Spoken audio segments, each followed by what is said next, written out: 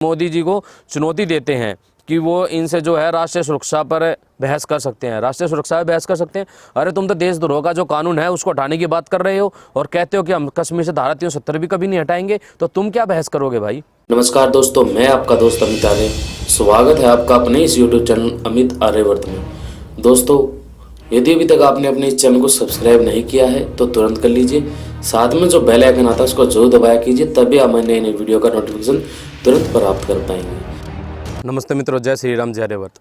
दोस्तों, ये जो वीडियो बना रहा हूँ मैं, एक राहुल गांधी ने इंटरव्यू दिया था NDTV को। आप सभी जानते ही हैं उस भांड न्यूज़ चैनल को, जो कि हमेशा सांप्रदायिकता की और इस देश के विरुद्ध कार्य करने के लिए वहाँ के पत्रकार जो हैं मशहूर हैं।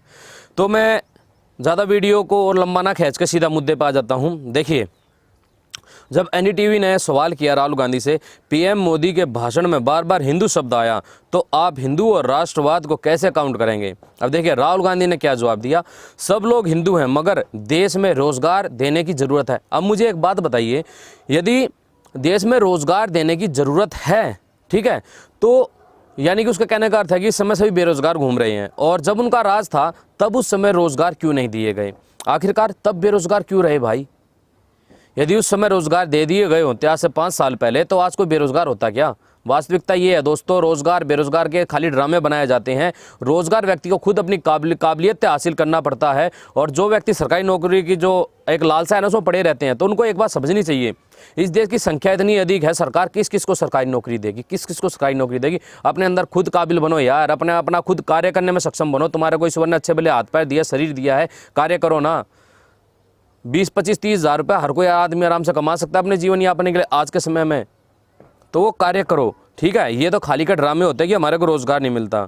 अब देखिए आगे क्या बोलता है, महिलाओं की देखभाल करने की ज़रूरत है, उन्हें आरक्षण देने की ज़रूरत है, न्याय देने की ज़रूरत है।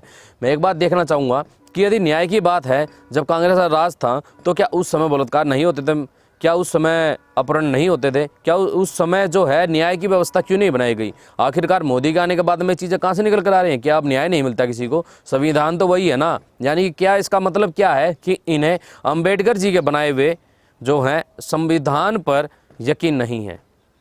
यही इनका कहने का अर्थ आप निकाल सकते हैं, इनके अर्थ आराम से निकाल सकते हैं। मतलब हर एक चीज़ बात ये झूठी लगती है, क्योंकि अधिकतर राज जो किया है किसने किया है, इन्होंने तो किया है इस देश के ऊपर, ठीक है। अब आगे देखिए, ये PM मोदी जी को चुनौती देते हैं कि वो इनसे जो है राष्ट्रीय सुरक्षा पर बहस कर सकते हैं, राष्ट्रीय सुरक्षा पर बहस कर सकते हैं। अरे तुम तो देशद्रोह का जो कानून है उसको हटाने की बात कर रहे हो और कहते हो कि हम कश्मीर से धारा 370 भी कभी नहीं हटाएंगे, तो तुम क्या बहस करोगे भाई।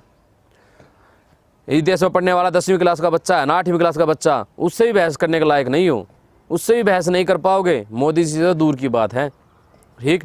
तुम्हारा जब राज था उस समय यहाँ का तुम्हारे प्रधानमंत्री जो था तुम्हारी पार्टी का, विदेशों में जाकर ऐसे मुंडियाँ हिलाता था, ठीक, और वहाँ पे झुक कर रहता था। आज देश का जो सीना है ना गर्व से चौड़ा हुआ है, मोदी जी के कारण चौड़ा हुआ है और किसी के कारण चौड़ा नहीं हुआ। ये जितने भी यहाँ पर बात की जाती हैं वो क्या की जाती है, सिर्फ यही की जाती है कि इस देश को किस प्रकार से नीचे झुकाया जाए। लेकिन यहाँ की जनता भाई जागी हुई है। 2014 में ही जो है लोग जाग गए थे, ठीक है ना। और अब की बार भी जो परिणाम आएंगे उसमें भी आपको स्पष्ट रूप से पता चल जाएगा कि इस देश की जनता कितनी जागी हुई है और कितनी सोई हुई है। देशद्रोहियों को यहाँ पे अब कभी भी कोई मौका नहीं दिया जाएगा, ना ही जीतने का मौका दिया जाएगा। आप एक चीज़ और देखिए, ख़ास तौर से आप किसी भी मुस्लिम से आप पूछें कि मोदी को वोट दोगे, तो वो मना करता है, स्पष्ट मना करता है। क्यों, आखिर मोदी ने ऐसा क्या बिगाड़ दिया उनका। प्रधानमंत्री बनने के बाद में कुछ बिगाड़ा है। और जो बस देश के अंदर कितने दंगे हुए, कितने हिंदू मरे, कितना कुछ हुआ, वो किसी को याद नहीं है। सिर्फ एक चीज़ याद है कि भाई गुजरात में दंगे हुए थे, वहाँ पर मुसलमान मारे गए थे, लेकिन उसका जो मूल था दंगों का वो किसी को याद नहीं है। जो रेल के अंदर हिंदुओं को बंद करके मुसलमानों की भीड़ ने जलाया था, मारा था, वो किसी को याद नहीं है, ना कभी याद हो सकता है। क्यों नहीं याद हो सकता भाई, क्योंकि यहाँ की राजनीतिक अधिकतर पार्टियाँ जो हैं वो हिंदुओं से सख्त नफरत करती हैं, चिढ़ती हैं, जलती हैं, भुनती हैं। क्योंकि आज तक इस देश को कोई इस्लामिक राष्ट्र नहीं बना पाया, लेकिन अभी किनारों से टूटना शुरू हो चुका है, ठीक है ना। मैं तो ये कहूँगा फिर से एक बार अपना जो देशभक्त हैं उनको मौका मिलना चाहिए, सोच समझ कर अपनी वोट देना। वोट का आपको अधिकार मिला हुआ है, तो सोच समझ कर वोट देना, ठीक है ना। तो ठीक है दोस्तों, आप सभी को नमस्ते, जय श्री राम। फिर मिलता हूँ किसी नई वीडियो के साथ में।